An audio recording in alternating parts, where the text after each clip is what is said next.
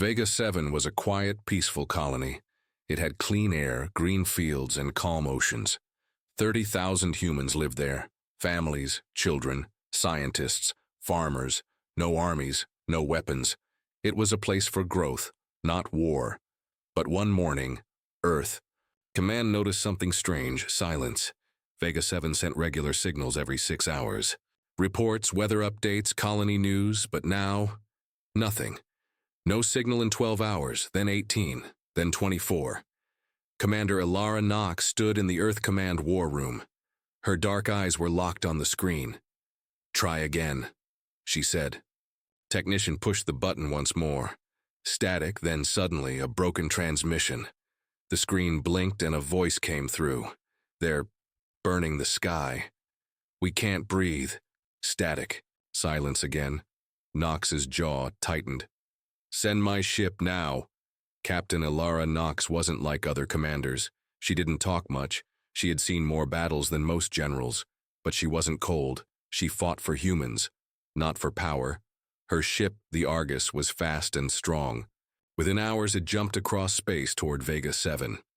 Everyone on the ship was quiet, scared, confused. Vega 7 had no enemies. Why would someone attack a peaceful world? Knox stared out the window as stars passed by.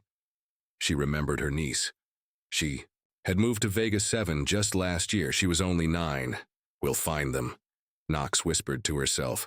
"All of them." But when the Argus dropped out of warp, what they saw was not a colony. It was a grave.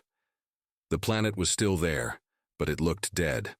No green, no blue, just black ash and burning dust. It looked like it had been set on fire, then frozen in. Space. The air was gone. The oceans were gone. All signs of life, gone. Knox gave the order. "Scan the surface," the science officer replied, voice shaking. "No life signs, no structures. It's like the whole planet melted." "Check orbit," Knox said. The crew scanned the space around Vega 7. Nothing. Then something small. "A body," someone said. "Floating. Human suit." They brought it aboard. The suit was tiny, child-sized. A little girl, frozen, eyes closed. Knox stared at the helmet. Her heart dropped. It was her niece. But then she noticed something else. Carved into the helmet's visor with something sharp were 2 words. "Your turn." Everyone in the room fell silent. Knox closed her eyes. Her hands formed fists. This wasn't just an attack. It was a message. Knox met with her crew. The Argus had no weapons strong enough to erase a planet like that. This was not pirates, she said. Not a freak accident. She looked around the table. This was a warning. Someone did this to show power, and they left her there, so we would find her. One officer asked, "But who could do this?" Knox replied, her voice low. "We're going to find out." Back on Earth, panic spread. News channels reported, Vega 7 destroyed, no survivors found. Some people cried. Some wanted war. Others demanded answers. Knox sent her report. Photos of the dead planet, recordings of the broken transmission, and a close-up of the helmet message. "Your turn." She didn't wait for orders. She knew Earth would argue and delay. She had already seen enough. She went to the weapons room. She stood in front of a locked panel marked, "For use only in Final War Protocol." She opened it. Behind the glass were files, plans, names. One word was printed in red across the top. "Phoenix," Knox whispered. "You killed a peaceful world. Now, I will bring the fire." As the Argus turned away from Vega 7, its engines flared. But in the dark, far away from their scanners, something else watched. And waited. A ship, black as space, hidden in shadow, sent out a signal. Captain Ilara Knox returned to Earth with only one thing on her mind. Revenge. The images from Vega 7 played over and over in her head. The silent planet, the burning sky, the floating child, her niece. Gone. Earth Command was in chaos. Leaders shouted in meetings. News screens showed angry people protesting, demanding answers. But there were no answers. Until one day, a message appeared. It didn't come through normal channels. It came through an old military frequency, one used during the ancient Earth-Zarnathi War over 100 years ago. The screen flashed. A face appeared. Alien, tall, thin, with skin like dark glass and burning silver eyes. It spoke slowly, its voice cold. You humans forget. You spread like rot across the stars. Vega 7 was a warning. Stay inside your system, or the next fire will be your home world. The alien vanished. The message ended. But that wasn't all. Attached to the transmission was a file. One image, a map, with 10 red X's, 10 human colonies, all marked, all targeted. Nox stared at the image. Her hands shook. Vega 7 had already been wiped out. 9 more could be next. Earth Command called a meeting of top officials, generals, scientists, colony leaders. Nox sat at the table, silent. The Prime Director spoke. We don't know if the message is real. The Zarnathi Empire has not contacted us in over 80 years, Nox replied quietly. It's real. I saw Vega 7. Another general stood. We can't rush into war. We must send diplomats. Find the truth. Nox's voice turned sharp. They carved your turn into a child's helmet. That's the truth. The room went quiet.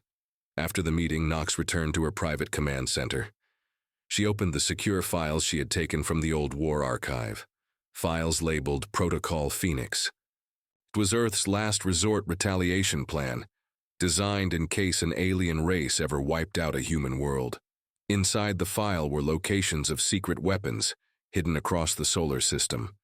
Massive engines of destruction, built and buried after the Zarnathi War ended. The plan had never been used until now. But Nox didn't want to start a full war, not yet. She needed information. She needed to find the ones who gave the order to destroy Vega 7. For that, she needed a team. She called in 4 people. Sergeant Reed, weapons expert. Dr. Mira Talo, AI and encryption specialist. Lieutenant Jace, a stealth pilot who once flew through a black hole and lived. And Commander Vale, a retired spy who once worked inside Zarnathi space. Nox showed them the video. She spoke clearly. The Zarnathi think we'll back down. They think we'll talk, but we'll strike back. First, we find who did this. Then we burn their empire from the inside. Reed nodded. We're with you, Captain. Before leaving Earth, Nox visited her sister, her niece's mother. The woman sat quietly in a garden holding an old photo. Nox kneeled beside her and whispered, I'm going to make sure they never do this again. I promise. Her sister nodded once. No words were needed. The team boarded a new stealth ship, the Revenant. It had no markings, no signal ID, and was coated in light-bending armor, invisible in space. Their mission was simple. Enter Zarnathi space, find who gave the order, and, bring back proof. But deep inside, Nox already knew. She wasn't coming back with just proof. She was going to bring back a reason to light their stars on fire. As the Revenant left Earth orbit, Nox stood at the window. In her hand, she held the helmet from Vega 7. The words were still there, your turn. She stared at them and whispered, now it's yours. The Revenant moved like a ghost across the stars. Captain Alara Nox sat in her command chair, eyes fixed on the dark screen. The ship had no lights outside, no signal, and no trail. In space, it was invisible. The team's mission was clear. Infiltrate Zarnathi space, find the people responsible for destroying Vega 7, and gather proof for Earth's retaliation. But deep down, Nox had a second goal, one she hadn't told the others yet. She had activated Protocol Phoenix. Protocol Phoenix was created during the last war with the Zarnathi. It was a final response. If a human colony was ever wiped out, Earth would return total destruction. It wasn't just a warning, it was a promise. Inside the Revenant's vault were weapons that had never been used. Star crackers, atmosphere killers, and neutron shells. Silent, invisible, lethal to entire worlds. Nox planned to use them if needed. They crossed the edge of Zarnathi territory using secret jump points, coordinates left behind by old spies from the war. No one saw them come. Commander. Vale, the old spy, guided them to a listening post, an old Zarnathi space station floating near a dead moon. It wasn't on any maps, it looked abandoned. Knox gave the order. Board it. Inside the station, everything was dark and cold. The air was stale. Lights flickered. They moved carefully, weapons drawn. Dr. Mira Talo connected to the stations, systems using a data spike. "I found something," she said. "Encrypted messages. One is dated 3 days before Vega 7 was destroyed." Knox leaned over her shoulder. The message read, "Target confirmed. Burn protocol approved. Begin with Vega 7. 10 more will follow. End the infection." Knox's face darkened. "Who sent it?" Mira typed quickly. "It was signed by someone named Overseer Threx, Military High Command." Reed swore. "So, wasn't a rogue attack, it was official." Knox nodded. "Good, then they can officially burn with him." But then Mira gasped. "There's more," she said. A second message. It was a list. 10 human colonies, each with a countdown next to it. The next target, Calliope Station.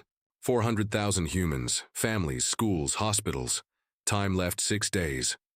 Knox stood up. "We're not going back to Earth, we're going to stop this." Back aboard the Revenant, tension rose. Knox called a private meeting with Mira. "There's something I need you to do," she said. "Secretly." "What is it?" Knox handed her a black data chip. "This chip contains coordinates to the Phoenix Arcs, Earth's doomsday weapons. If we fail, send this, activate them." Mira hesitated. "That could wipe out their entire civilization." Knox's voice was calm. "They already wiped out ours." But someone else had been watching. Lieutenant Jace, the stealth pilot, listened. From behind the door. His face was pale, hands shaking. Later, alone in his quarters, he pulled out a small communicator hidden in his boot. He pressed one button. A red light blinked once, then turned green. Message sent. Far away, deep in Zarnathi space, Overseer Threx stood in a dark room filled with glowing screens. His eyes narrowed as the alert came through. "The humans have entered Sector 19. Activate the trap." He smiled. They took the bait. Back on the Revenant, the crew didn't know they were already walking into danger. Knox sat in her room, staring at the child's helmet from Vega 7. Her fingers traced the words, "Your turn," she whispered to herself. Captain Alara Knox stood in the command center of the Revenant, staring at the map of Zarnathi space. One red dot blinked slowly. Calliope Station, the next human colony on the enemy's kill list. Time left. 5 days. Knox clenched her fists. "We have to strike first," she said. "We can't let another Vega 7 happen." Her team agreed, but none of them knew. Someone among them was lying. Lieutenant Jace, the pilot, sat alone in the cockpit. His hands trembled. He kept looking, over his shoulder, checking if anyone was watching. He wasn't just a pilot anymore. He was a spy. The Zarnathi had captured his younger sister years ago. They told him she was still alive, but only if he followed orders. He had to send them information. He had to delay Knox. Now the guilt was burning inside him. He had betrayed Knox, he had sent their location. He hadn't told anyone. And now they were heading into a trap. In the ship's war room, Mira and Vale were studying the stolen enemy files. "This Overseer Threx runs everything," Vale said. "Military strikes, extermination plans, even bioweapons." Mira frowned. "He's not just a general, he's a fanatic. He believes humans are a disease." Knox stepped forward. "Then we'll be the cure to his madness." She turned to the crew. "Tomorrow, we hit a hidden Zarnathi base. It's located near the asteroid belt of Saran 6. We go silent, fast, and deadly. Get what we need and get out." Everyone nodded, except Jace. He knew what was waiting for them. That night, Jace couldn't sleep. The ship was quiet, cold, heavy. Walked to the observation deck looking at the stars. He thought about his sister, about her laugh, her small hands, how she called him JJ. He wanted to believe she was alive, but deep down, he wasn't sure anymore. He pulled out. The communicator, it blinked green. Active. He stared at it. Then he did something he never planned. He smashed it on the floor. The next day, the Revenant approached Saron 6. Knox gave orders. Full stealth, armed charges, be ready for anything. As they moved closer to the asteroid field, Mira's systems picked up something strange. Wait, I'm getting multiple heat signatures, too many for a hidden base. Knox's eyes narrowed. It's a trap. Suddenly alarms blared. 4 Zarnathi destroyers decloaked around them, energy cannons locked on, missiles launched. Boom! The Revenant shook hull damage, shields at 30%. Knox shouted, "Evade! Jace, take us out!" Jace's hands flew across the controls, but he didn't move fast enough. The crew screamed, "Why didn't you see this coming?" Mira turned to Jace. "You knew." He didn't answer. Knox grabbed him, pulled him from the chair, and slammed him against the wall. "Did you betray us?" Jace didn't fight back. "They said my sister was alive. I thought I could delay them. I didn't know it would be like this." Knox stared into his eyes. The crew waited for her order, but she didn't give it. Instead, she said something that shocked them all. "Use him." Vale blinked. "Use him?" Knox nodded. "He has the enemy's trust. We'll feed him false data, make them think we're weak, that we're running. Then we hit them where it hurts." Later, in a dark room, Jace sat alone. Hands tied, Mira gave him a communicator. She whispered, "Here's what to send. A lie. Make it real." Jace sent the message. Ship damaged. Returning to Earth. Crew divided. Easy target. The trap had changed direction. Now it was Knox's turn to bait the enemy. Back in the command room, Knox stared at a star chart. One world blinked red. Zarnathi War Council headquarters. She turned to her team. "Get ready. We strike next." But this time, her voice dropped. "We burn them first." Captain Alara Knox stood before the crew of the Revenant. The ship was quiet. Outside, stars drifted past like sparks in the dark. Knox looked at each of them. Mira, Reed, Vale, and even Jace, the betrayer who had now become their weapon. "We have one chance," she said. "We strike the War Council headquarters. If we hit them hard enough, they'll pull back their forces. That gives Earth time to prepare, time to survive." Mira asked. "And if we fail?" Knox answered without blinking. "Then I pressed the Phoenix key." No one spoke. They all knew what that meant. The end of the Zarnathi Empire. Jace sat in his small room, rubbing his sore wrists. He had been forgiven, but not trusted. Still, he had sent the false message. The Zarnathi believed the Revenant was running home. Broken and scared, he whispered to himself, "Let them believe it." Meanwhile, Mira hacked into the Zarnathi system using stolen codes from the abandoned station. What she found shocked everyone.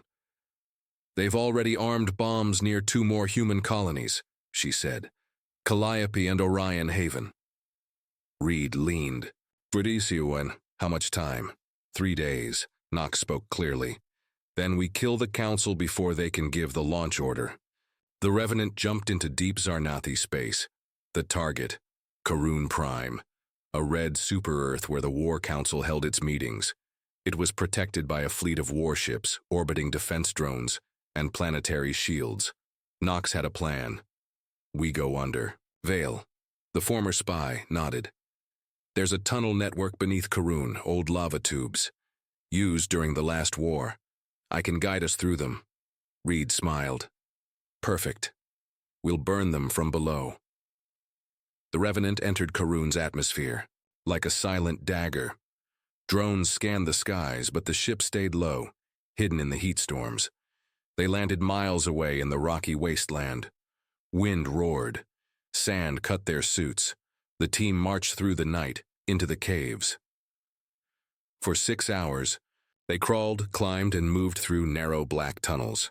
The ground was hot, the air thin. Finally, they reached a hidden hatch. Vale whispered, This leads right under the council chamber. Knox nodded and placed the charge. Reed armed a small nuke, just strong enough to destroy the chamber without, damaging the whole planet. But then, movement Zarnathi guards, they weren't alone. Lasers flashed. Mira dropped behind a rock, firing back. Reed roared and threw a pulse grenade. Vale covered Knox as she activated the countdown. Jace grabbed a fallen guard's weapon and fought beside them, proving himself with every shot. They pushed forward. 10 seconds left. Knox yelled, "Fall back! Go! Go! Go!" The team ran, sprinting, through fire and rock. Behind them, the explosion roared like a dragon waking from sleep. Boom! The ground shook. The tunnel collapsed. A fireball shot into the sky like a volcano erupting. Karun Prime lit up with flame. The War Council was dead. From orbit, Zarnathi warships panicked. Some fled. Others fired blindly into space. The chain of command was broken. On the Revenant screen, Mira smiled. "They're scattering," Reed cheered. "We did it!" But Knox didn't smile. She looked at the Phoenix key, still in her pocket. "We're not done," she said. "This was only one head of the beast. The claws are still coming." She pointed at the screen. Calliope Station. 48 hours until destruction. Jace stepped forward. "Let me fly. Let me help. I owe you all." Knox looked at him. "Then prove it." The Revenant turned toward the stars again, racing against time. One colony saved could mean the survival of the species, but the Zarnathi weren't finished, and Earth's final answer was still waiting, hidden in the shadows. The Phoenix Protocol. Calliope. Station spun quietly above a gas giant. From far away, it looked peaceful. Just another human colony in the stars. But deep inside the clouds of the planet below, Zarnathi strike ships were waiting. And inside Calliope itself, 400,000 human lives had no idea that death was coming in.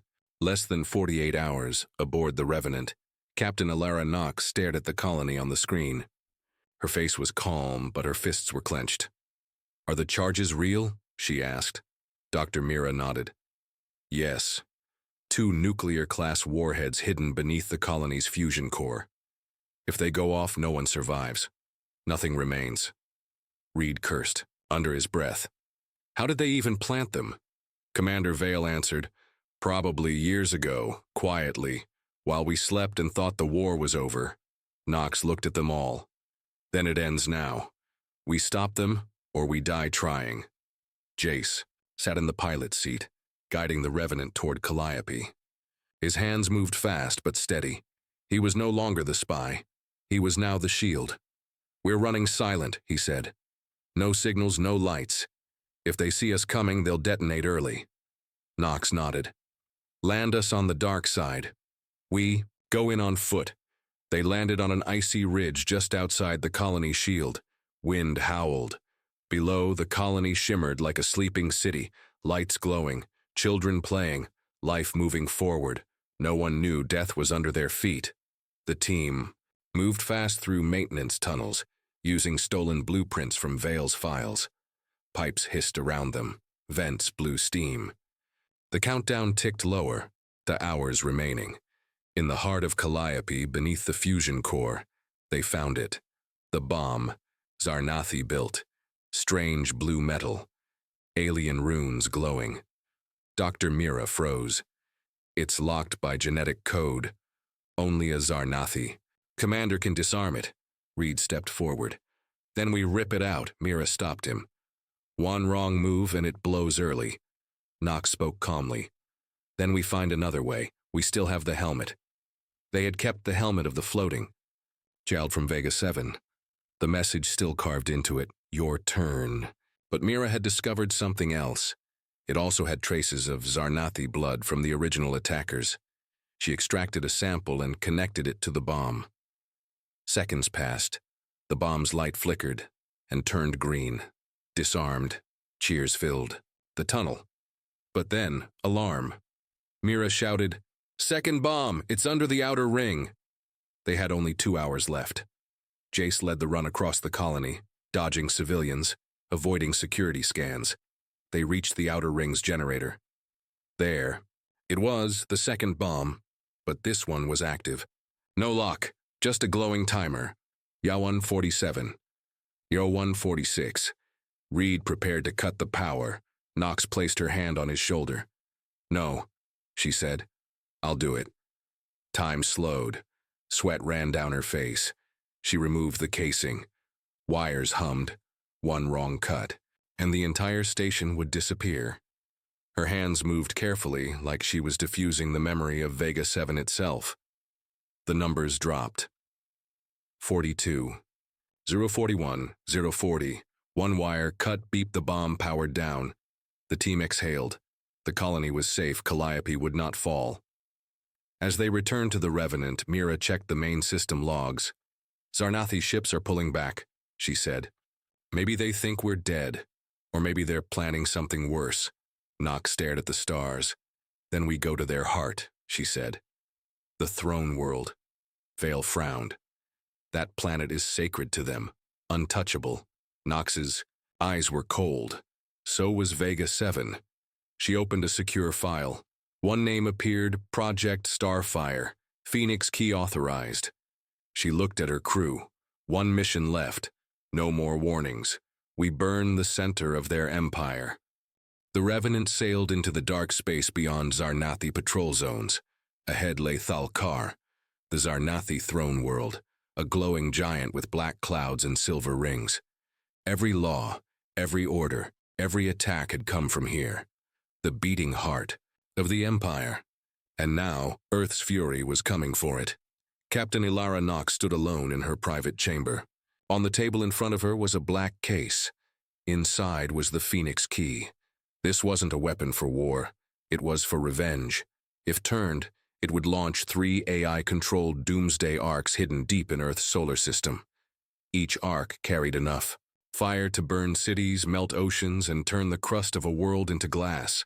Once activated, there was no going back. In the war room, the crew gathered. Reed looked nervous. Do we really do this? Wipe out their entire planet? They killed Vega 7, Mira whispered. They were ready to do the same to Calliope, Orion, and 10 more colonies. Vale added, they won't stop until we're extinct. Jace finally spoke. Then let's make sure they never get that chance. All eyes turned to Knox. She said only one word. Go. The Revenant dropped out of stealth above Thalkar. Within seconds, alarms blared across the Zarnathi capital. Dozens of defense platforms activated. Hundreds of fighters launched. But the Revenant didn't fire a single shot. Instead, Knox uploaded a data package. A message. It appeared on every screen across the Zarnathi network. A video. Footage of Vega 7 taunt ash. Civilians melting under blue fire, and then the child's helmet floating in space carved with the words, your turn. Then Knox's voice filled their system. We begged for peace. You answered with fire, now your fire comes home. She pressed the Phoenix key. Far across the galaxy, hidden Earth facilities responded. 3 long black missiles, the size of skyscrapers, launched into slipspace. Each one vanished, and reappeared above Thalkar in less than 5 minutes. Too fast to stop, too advanced to track.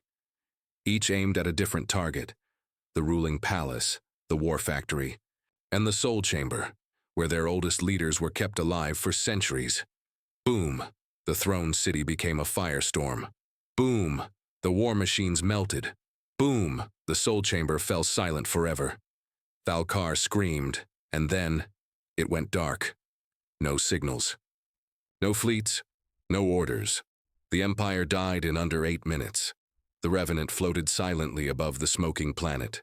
No one spoke. Even Reed, who always joked, said nothing. Jace closed his eyes. Mira whispered, Is it over?